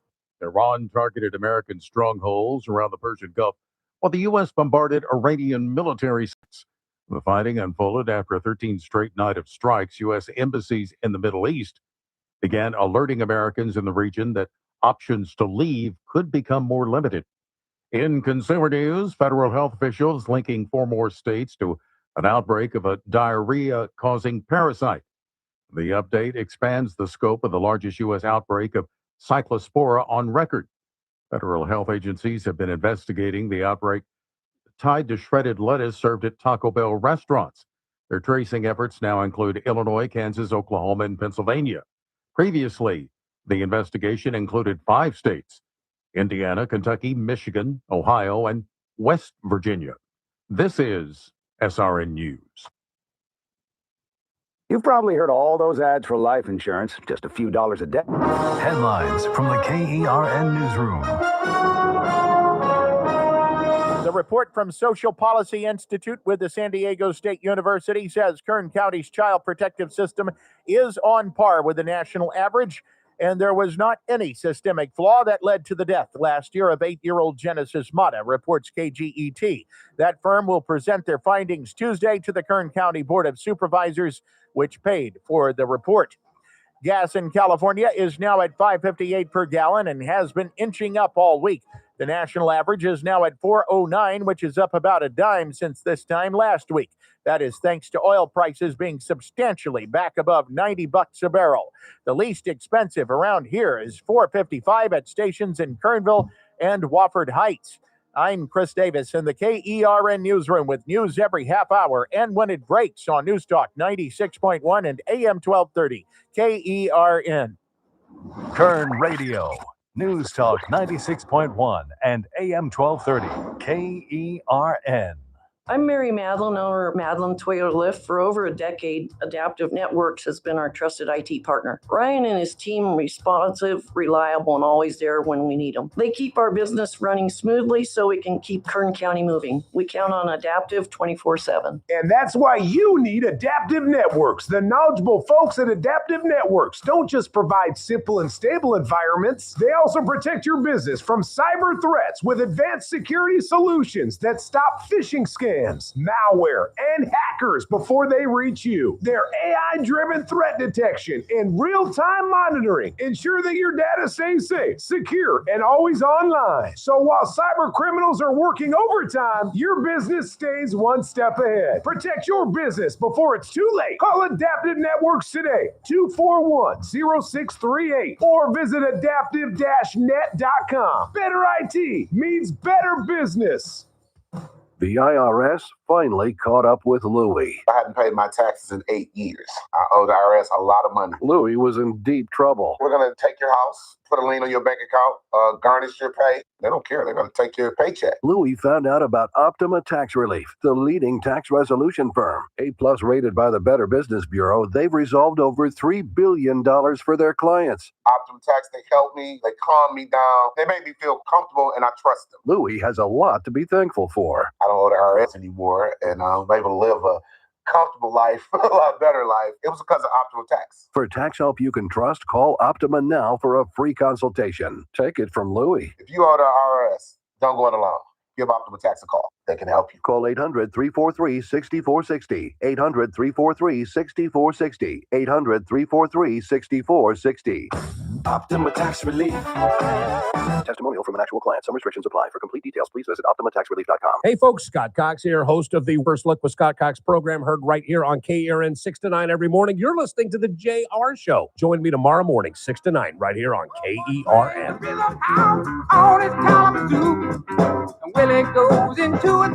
Welcome back to the JR Flores Show. This is Clayton Campbell filling in for JR Flores. If you want to call us, you can call us at 842-5376.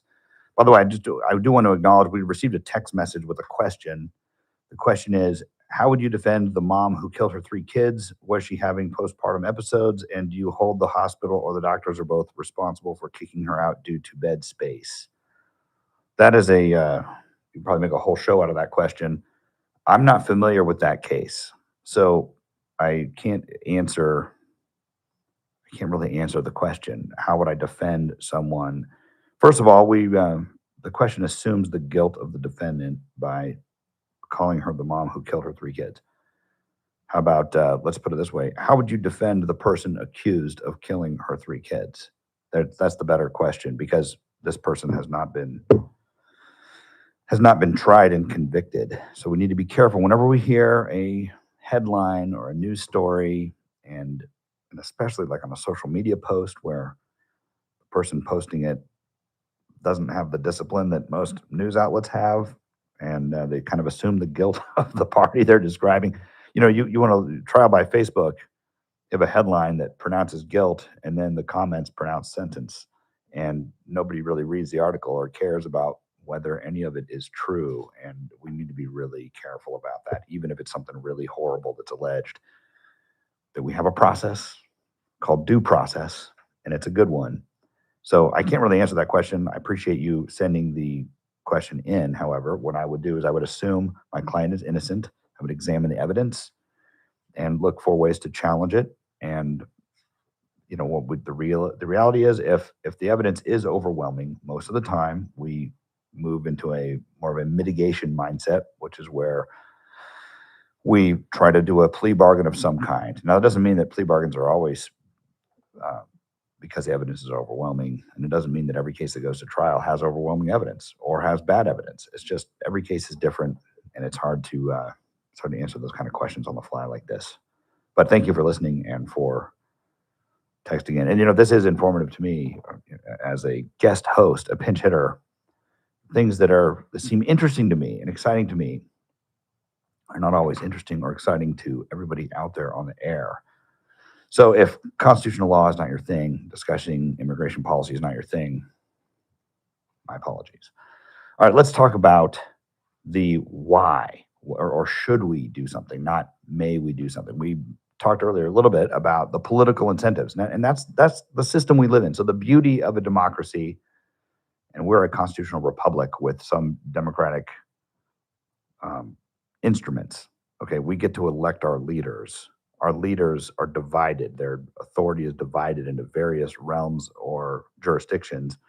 We elect our city council members who have power over city matters. We have our board of supervisors that we elect at the county level. We have countywide and even citywide officials that we vote for that have limited authority in their particular field. We have the power to elect judges. And then, of course, we elect our state legislators in both the assembly and in the Senate. We have to share a senator with people from another district, and that's on purpose. We have our local district for our assembly races, and then every senator has 2 assembly districts in their Senate district. And so we have to share a senator with people from another assembly district. So there's an intentional structure to the way we've divided up the authority in the state of California. Of course, we have statewide elected officials that we get to vote for. The voters get input on all these things. And of course, we elect our senators to the United States Senate, and we elect our representatives to the House of Representatives, and we elect the president indirectly through an electoral college.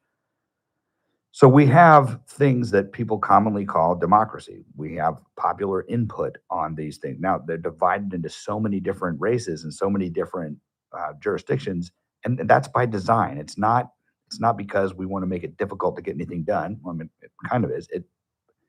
It's because we don't want it to be easy to make a radical change based on the whims or the passions of the public who are inflamed about one issue or another.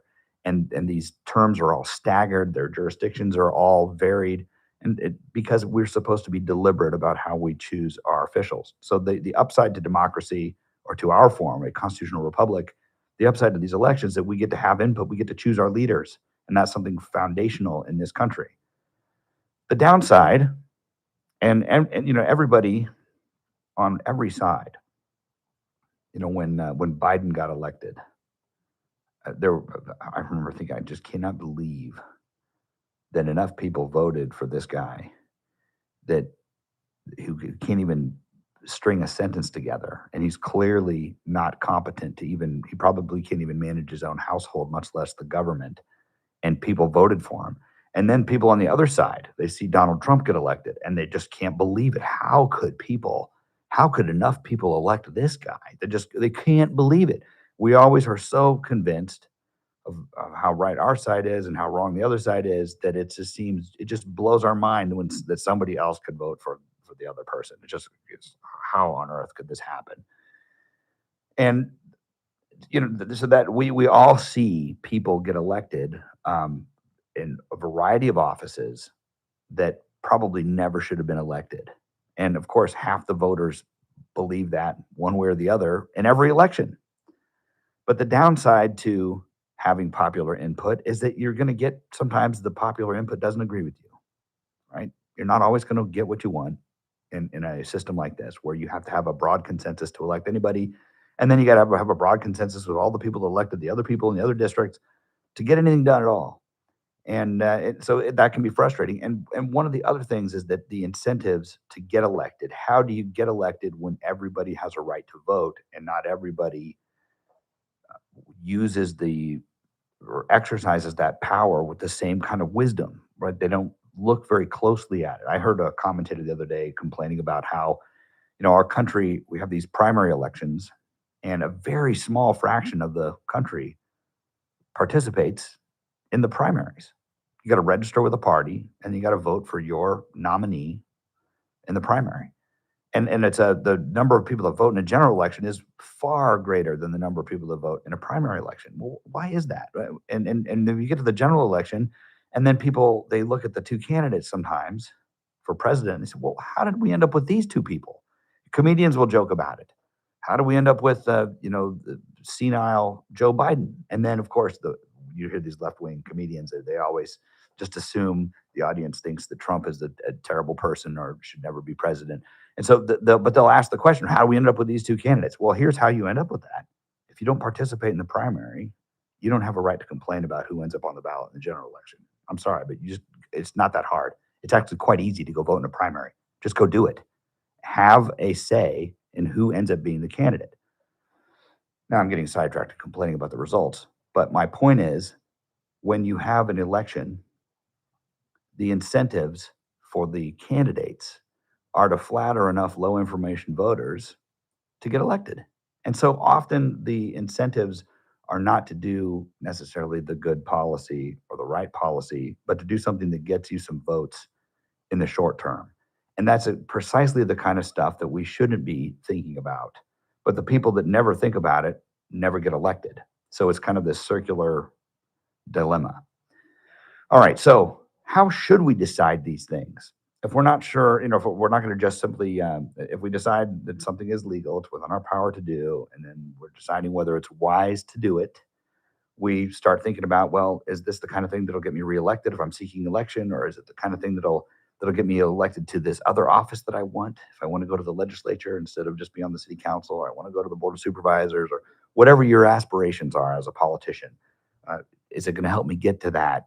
If I'm thinking down the road when I do this thing, that's one consideration. And if you think, you probably should think this if you're interested in public office, but if you think that you're going to bring something to the table, you're going to actually help your community by serving in that office, you're foolish not to consider the political aspect. You have to think about the politics, because you still have to get elected to do the good thing that you intend to do. So there has to be some political consideration, but then there also has to be a prudential consideration. You have to think about whether this is the right thing to do. And I feel like when it comes to the city council, so many things, we outsource the determination of whether something's wise to city staff because it's a complicated question. And so instead of doing the thinking part, we do the political thinking part, or our council members are tempted to do the political thinking part, and then outsource the prudence thinking part to the city staff. And then they just rely on the city staff's recommendations because it's kind of safe to do that. Well, the staff recommended we do this, and so we did. And that somehow, as if that somehow exonerates you if you make a bad call. So that's the problem I have with the way that I think some of these decisions are made on the city council. The political part is weighed by the council member because they are by nature political, they're politicians. And then when it comes to determining whether something is a good idea or not, they outsource it to somebody who was not elected, who does not have accountability to the voters. And that's somebody that they hired. And look, and I'm not trying to say that the city managers or their office is full of fools or something. No, they are definitely trying, but some of these things need to be informed by a political philosophy as opposed to, well, let's look and see what other cities are doing, because that's how they make a lot of these decisions. What do other cities do? Like when my council member, Zach Bashertash, stood up to the rest of the council and said, why are we not dealing with the homelessness problem in a way that actually deals with the problem? We're pretending to be compassionate and we're leaving these people out on the street and we're not actually enforcing our laws. We're not protecting the law-abiding citizens because we're bending over backwards to accommodate the homeless. And now that's controversial because we should be compassionate toward homeless people. But what made it controversial is that people were assuming that the measures proposed by the other members of the council were actually helpful. And there's no evidence of that. They're just judged on the stated intent. And so when Councilmember Bob Smith, he's incredulous. He says, this is just something cities do.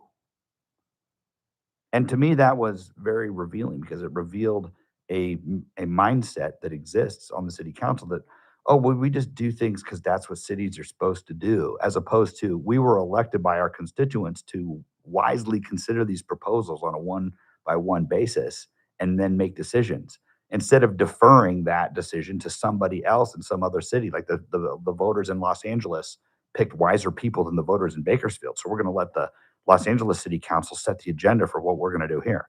That's what you end up having happen. And so we need more people like Zach Bashertash on the city council who will say, no. I was elected to make wise decisions on behalf of my constituents, not to just outsource that to people in some other city, especially in cities that are getting bad results. You know, a place like Los Angeles where they have the largest homeless population in the country. And it's in the tens of thousands. It's like 50, 60,000 homeless people down there, despite the billions of dollars that have been poured into fighting homelessness. Why would we want to model ourselves after them?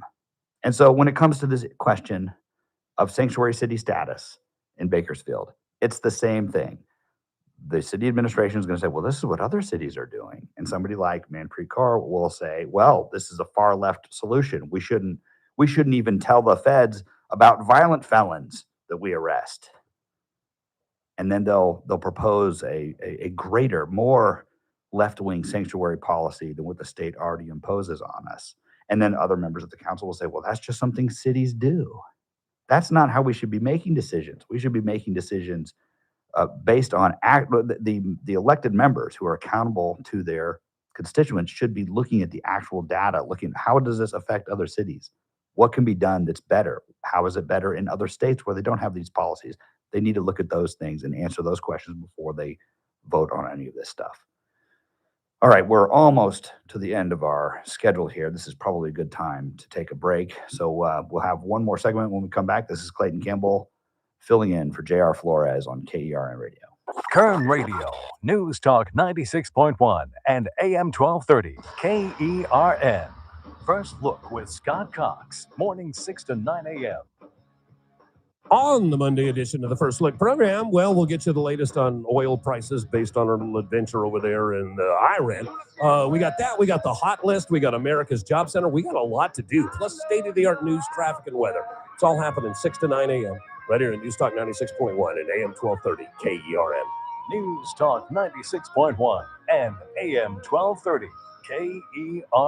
Attention, Medicare beneficiaries in Kern County. Are you looking for a doctor who truly listens? Someone who cares about your health and respects your time with minimal wait times and prompt referral authorizations? Well, it may be time to learn about QualCare IPA. QualCare IPA partners with most Medicare Advantage health plans, giving you access to a large, community-based network of outstanding physicians and quality hospitals right here in Kern County. Local doctors, trusted hospitals, personalized care. Medicare Advantage plans offer benefits beyond original Medicare, but understanding your options for 2026 can feel overwhelming. That's where we can help. Call 661-554-4544 today to learn more about your Medicare Advantage choices. Our knowledgeable team is ready to help you understand your coverage options and make confident decisions about your care. Again, that's 661-554-4544. Get the information you need and the coverage you deserve. For accommodations of persons with special needs at meetings, call 661-554-4544, TTY 711.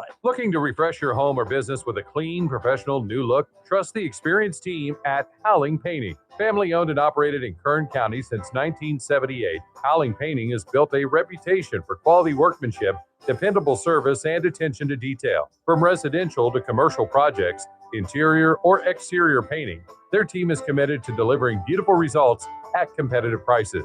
Named Best of Bakersfield's Best Painting Company in both 2025 and 2026, Howling Painting takes pride in making sure every customer is completely satisfied before the job is done. And with a fully licensed and insured team, you can feel confident knowing your property is in trusted hands. Call Howling Painting today at 872-0988 at 872-0988 or visit howlingpainting.com to schedule your free, no obligation consultation. Howling Painting, quality you can see, service you can trust. Nobody had to tell your grandparents not to drive while using their typewriters. Why should it be any different for us kids and our cell phones? Distracted driving was the cause of more than 3,000 deaths in 2022. Come on, we're smarter than this. Let's put down the phones and focus on the roads. Drive safe, everybody. Don't drive distracted. A message brought to you by the National Highway Traffic Safety Administration, Project Yellow Light, and the Ad Council. It's that man again, Ralph Bailey. You're listening to the JR Show on News Talk 96.1 and AM 1230 KERN. Keep it locked. TRBS coming up at 3. Welcome back, radio friends. This is Clayton Campbell filling in for JR Flores. We have one brief segment left. This is your last chance if you want to call in and weigh in on some of these issues with the proposed sanctuary city policy, 842-5376. So just to recap what we've discussed today, in case you want it in a nutshell, we talked about the limits of a city. What can a city do and what can a city not do when it comes to affecting immigration enforcement? California already did just about everything a state can do to protect those who are perhaps targets of ICE enforcement from ICE. So the only question that remains is what little more can a city add to what the state has already done? How is it possible for Bakersfield to out-progressive Sacramento? So we've talked about that. And we also discussed how it appears that nobody even knows what is being proposed in Bakersfield because nothing yet has been proposed. Just this, we ought to be a sanctuary city. That's the proposal. And then the city council is, well, we're going to consider that. And then we've talked about the difference between can we, which we answered with all the constitutional analysis, and should we.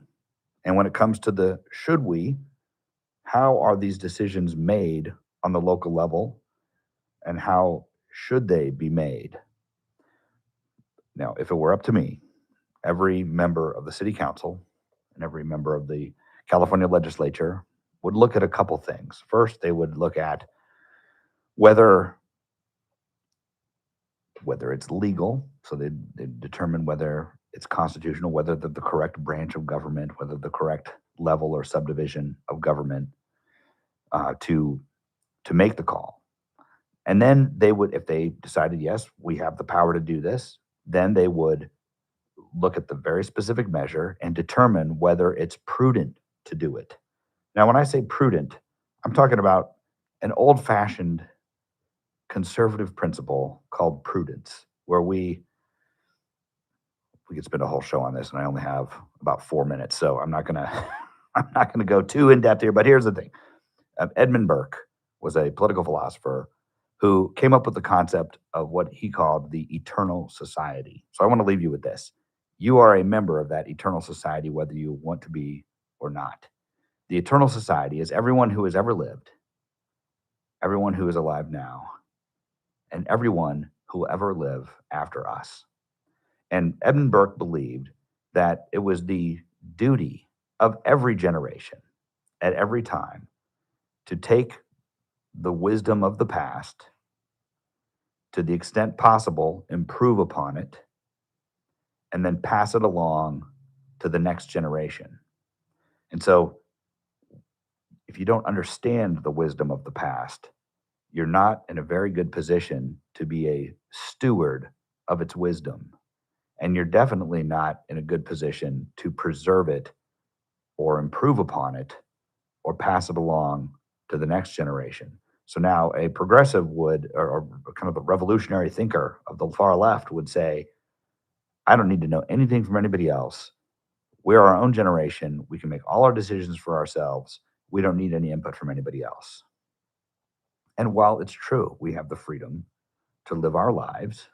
Nobody from the past can tell us what to do with ourselves or how to run our systems. But would we not be fools to completely ignore the existence of any wisdom that came before us? So that's what a Burkean thinker would do. They would say, well, what lessons can I take from the past? And the classic example is, a guy's walking through a field. A conservative walks through a field and sees a fence and says, I wonder why this fence is here. And a progressive walks to the field and says, this is a stupid place for a fence, and tears it down, right? And so that doesn't mean that the conservative would never tear the fence down. But before he did so, he would want to know why it was there, and he'd want to have a good reason for removing it.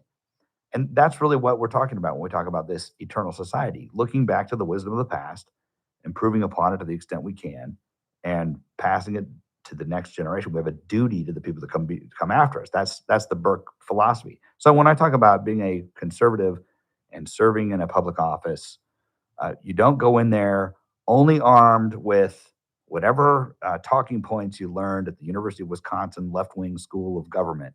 And now you're on the city council and you're going to tell everybody, oh, this is the way it is because this is what my revolutionary professors told me. And you've never read any of this stuff before. You've never read the Federalist Papers. You don't understand why we have the Constitution we have.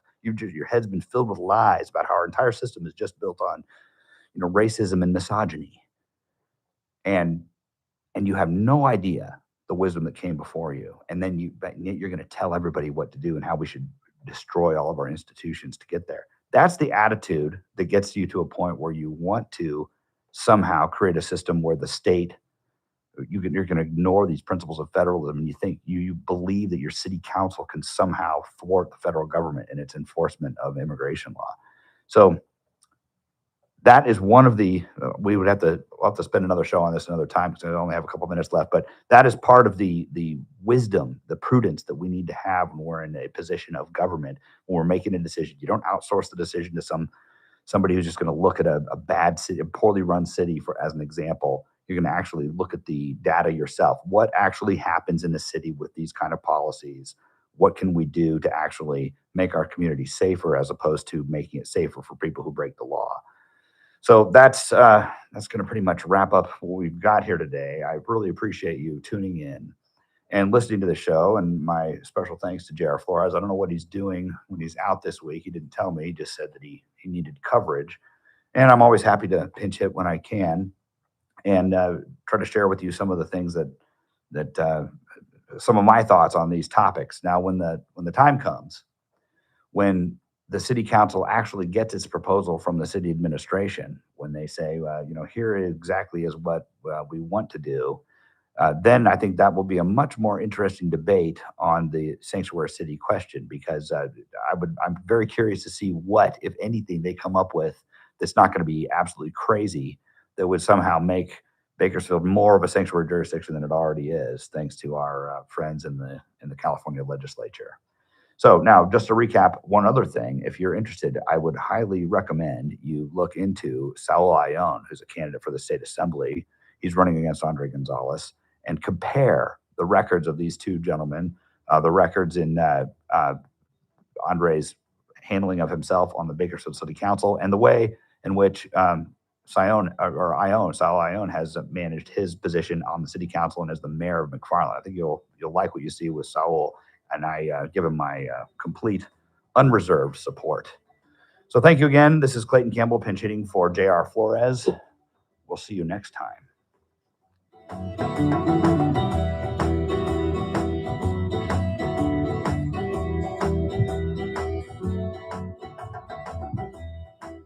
Kern Radio, AM 1210, 96.1 FM, K241CI Bakersfield, an American General Media station. Oh, I'm John Scott. The reports out of Iraq as the U.S. continues to strike targets. A series of explosions sounded near a military base hosting U.S. forces in northern Iraq, and sirens rang out in Bahrain on Friday, hours after the American military said it finished its 13th night of strikes against Iran.